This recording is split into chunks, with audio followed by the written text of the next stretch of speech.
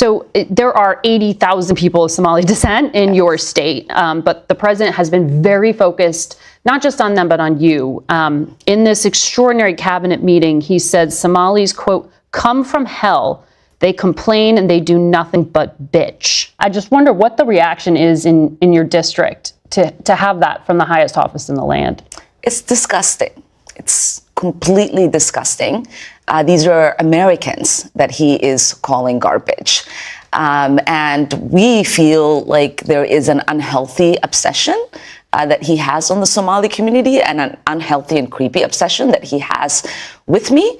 I think it is also really important for us to remember that this kind of hateful rhetoric and this level of dehumanizing can lead to dangerous actions by people who listen to the president. And 95% of the Somalis in your state are U.S. citizens. Yes. Just for clarity there. But the president has restricted all immigration processing, including asylum claims from Somalis already on U.S. soil, along with 18 other countries. ICE reports it has rounded up about 19 people, and they put out press releases with the images of about 5 of them that they say are the worst of the worst. Is that the entirety of the crackdown to date? About 5 of them are Somalis. And from what I have read and from the people that I've spoken to, all of them had already had orders of removal. So these are not people who are undocumented, but people who have committed crimes and who should have already been sent out of the country. I want to ask you about something else that the architect of the president's immigration policy, Stephen Miller, said. On Thanksgiving Day, he posted, "No magic transformation occurs when failed states cross borders. At scale, migrants and their descendants recreate the conditions and terrors of their broken homelands." What do you make of this argument of failure to assimilate and sort of ruining America? How do you understand this? I mean, when I think about Stephen Miller and his white supremacist rhetoric, it reminds me of the way the Nazis described Jewish people in Germany. And you know, as we know, there have been many immigrants who've tried to come to the United States who've turned back, one of them being Jewish immigrants. We know the way that people were described who were coming from Ireland, Irish immigrants. We know the way in which people were described back then when they were Italian immigrants. And to me, you know, we're yes, of course, ethnically Somali. We are in this country as Americans. Yeah. We are citizens. We are productive part of this nation, and we will continue to be. Up on where the Treasury Secretary just left off, he alleged that people who were tied to you or your campaign were involved in this broad, brazen scheme to rip off the Minnesota state welfare system. Do you want to respond to that? Do you know what he is referring to? We obviously had people who were able to donate to our campaign that were involved. We sent that money back a couple years ago. And actually, I was one of the first members of Congress to send a letter to the Secretary of Eg asking them to look into what I thought was a reprehensible fraud that was occurring within the program. Why do you think this fraud was allowed to get so widespread? Well, I want to say, you know, this also has an impact on Somalis because we are also taxpayers in Minnesota. We also could have benefited from the program and the money that was stolen. And so it's been really frustrating for people to not acknowledge the fact that we're also as Minnesotans, as taxpayers, really upset and angry about the fraud that has occurred. Mm-hmm. So do you think, though, that there was a failure by the Democratic state government to police itself? This is a brazen, fraudulent activity here. Yeah, and that is what I alluded to in my letter that I'd sent to the Secretary of Eg, was to see where things were going wrong. How can this amount of money disappear fraudulently without there being alarms being set off. And it is something that, we have to continue to investigate. We have to continue to ask those questions. Because, as you know, one of the initial defenses by the organization at the heart of the fraud, Feeding Our Future, was to claim the probe was due to racism. Do you think that this was all about negligence, or that it was like political fear of alienating the Somali community? So you have to remember that the woman who led the program is a Caucasian woman. And that was her way of making sure that this would continue to happen by using whatever rhetoric that was available to her. We do know that when the money was stopped, they did sue. The AG, Attorney General Keith Ellison, defended the department in that lawsuit. It was a judge that said it should continue, that money should continue to go out. And so this wasn't something that people were not looking at.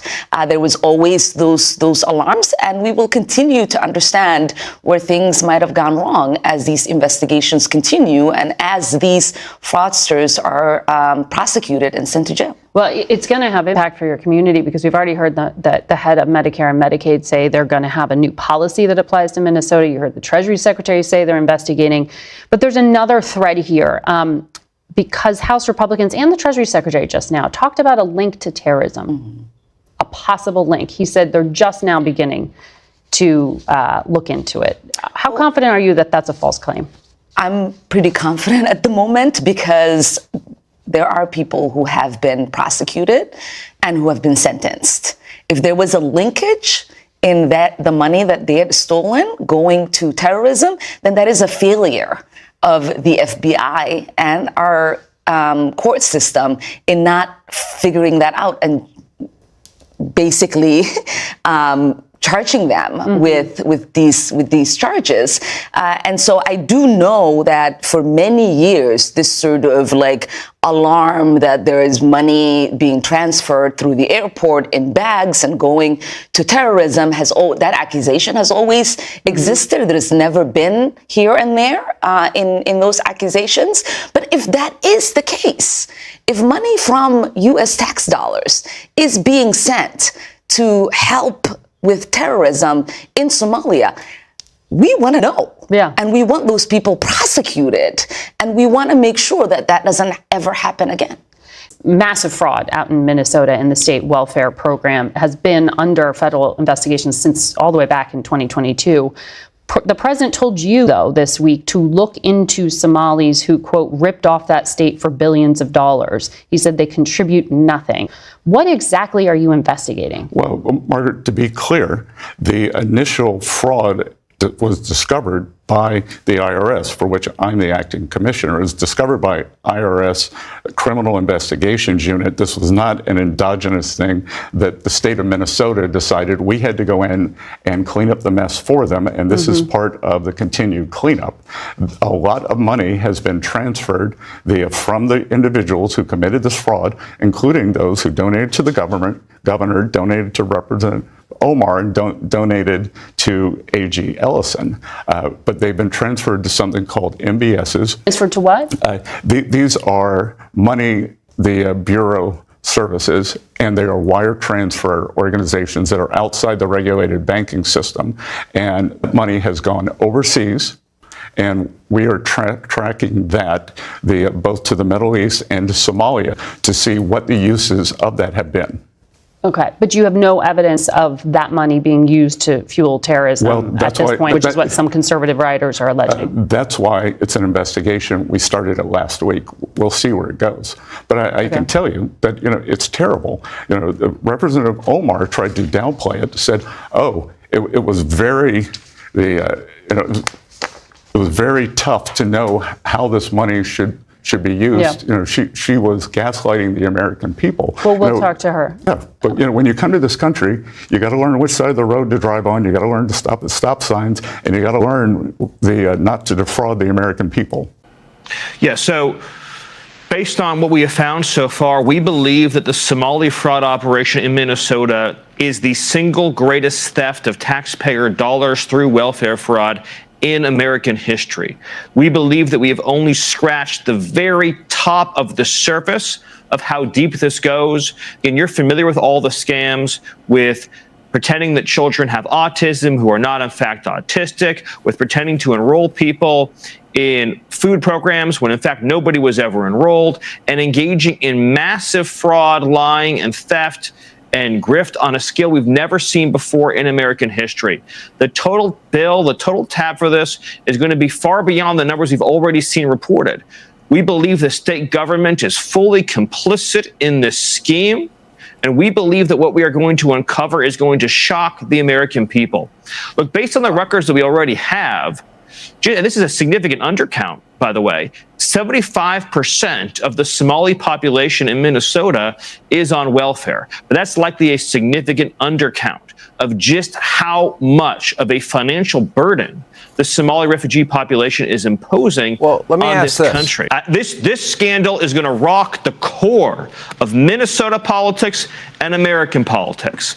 We are going to be able to show through whether it be willful blindness, whether it be deliberately turning the other way, or whether it be direct knowledge, we are going to show how Democrat politicians, Democrat bureaucracies, Democrat political systems, and the Somali refugee population ripped off the American people, stole countless taxpayer dollars, and engaged in scams that boggle the mind, scams that we can scarcely even conceive of or imagine in their brazenness. This truly underscores the extent to which the Democrat Party has used migration as a weapon against the American people to gain political power at the expense of American citizens, stealing their money, stealing their votes, stealing their sovereignty.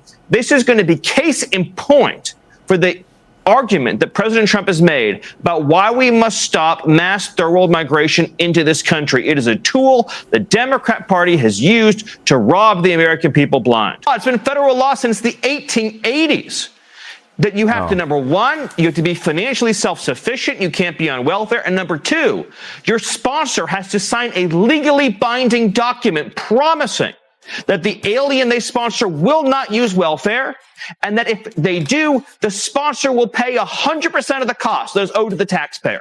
That has not happened once here, Sean. The American people were robbed, and we're going to make sure that those responsible are held accountable.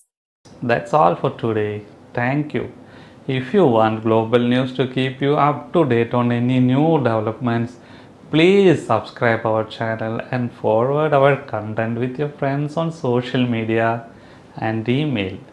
Thank you very much for keep supporting me. Stay safe, be blessed. Namaste. Thank you, God bless you, and God bless America.